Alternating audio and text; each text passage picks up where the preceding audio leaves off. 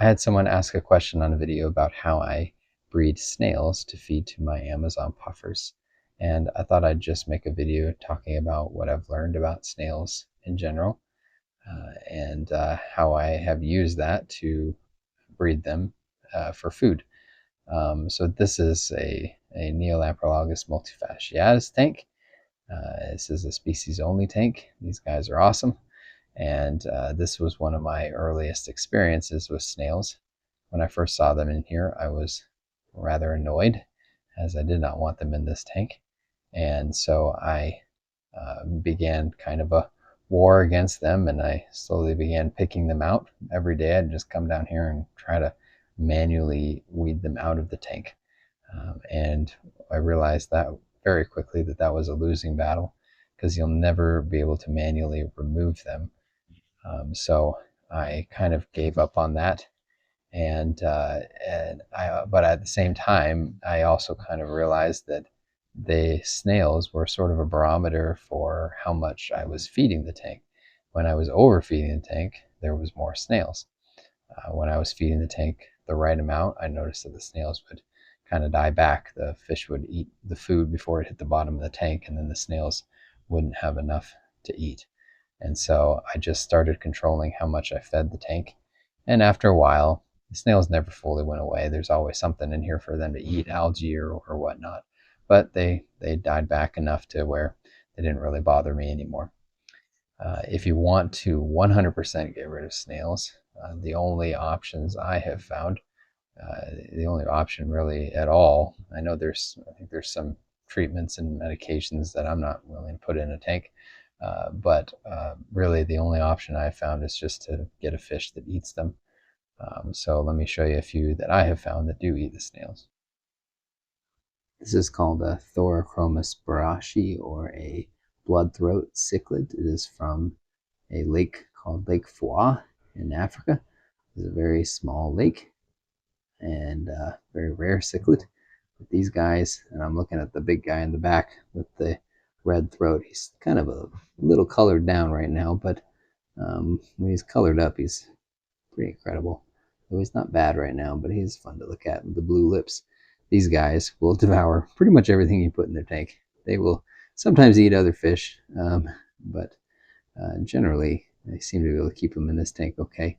But they will definitely eat snails. They will also eat plants, any plant they can get to. So, but very fun fish, cool. They breed in colonies, but these guys eat snails. And I'm going to slide to the right here to my zebra acaras. These guys definitely eat snails. I've put up a video about that in the past, but they're another one that will pick apart a snail and they actually kind of enjoy doing it. I don't really feed them that for nutrition. I just feed them that just because they kind of look like they're having fun when they're doing it.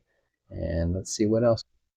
Coolie loaches, if you can see them down there, is another one. I don't find that these guys will destroy snails completely. Like if you have them in a tank, if it's really overcrowded, I have not been able to get rid of a population of snails completely with coolie loaches, but they do it. They can. I guess if you put enough of them in there, they might. They're cool, coolie thing to keep, but you don't see it much. And of course, Amazon puffers, which I've already done a video on these guys, or pea puffers is another one. Both are freshwater puffers. I've kept both in the past. Just make sure you keep them in groups. Tried to keep a solitary pea puffer when I didn't understand pea puffers, and that didn't end well. So they like to be with other people, with other fish. Sorry, fish are not people. Sometimes they feel that way. And those are the only ones I have, but now I'm going to skip to this, which is basically I'm taking the exact mechanics that I used to stop having snails, and I just kind of reversed it. When I needed to breed them for food, I just had this 40 breeder that was empty, and I didn't have anything that I needed to put in it at the time. And so I just took all the ramsworm snails that I could find, especially the adult ones. The adult ones are the ones that tend to lay eggs, the biggest ones. And I put them all in here. And then I just fed it like crazy. I just put tons of food in here. And it all falls down here and they eat. Another thing I did to give them calcium for their shells is I took some egg shells and just crushed them up and put them in here. That kind of helps strengthen their shells. But it only took about a week after putting the ramshorn snails in here and all the food, and then this is what I got. Tons of little batches of eggs, and as you can see, there's a lot of little snails on the glass. So I don't, if you needed them right away, that would be kind of an issue. Luckily, I have enough tanks that have snails that I can just walk by and pick 5 or 6 of them out every other day or so and put them in there. These guys are probably a little too small. I think the puppers could probably handle them just fine.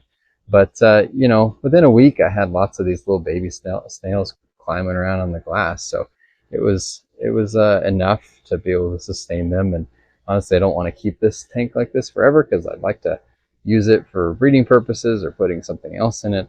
But for now, this is what it's doing. I think probably what I would do is just take a container or a bucket or anything with the lid on it so they can't climb out, and just do that. Just put them in there and put a bunch of food in there. There's a heater in here, but it's not on, and a filter, but I don't really think that's necessary. This tank, because of the way I overfeed it, if I tested, the nitrites are kind of high because of just all the food lying around. It doesn't seem to slow the snails down at all. So just take a container off to the side, put a lid on it, and I don't know if they need oxygen, but maybe I'm sure it's not going to be airtight anyway, but still feel like I just put a couple holes in the top of the lid and dump a bunch of food and a bunch of snails in there, and then you'll have enough snails to feed your fish. So anyway, I hope that clarifies a few things about snails, and let me know if you have any other questions, and hopefully that helps you either get rid of them when you don't want them or get them when you do. Either way, hopefully that helps fit. Thanks a lot for watching.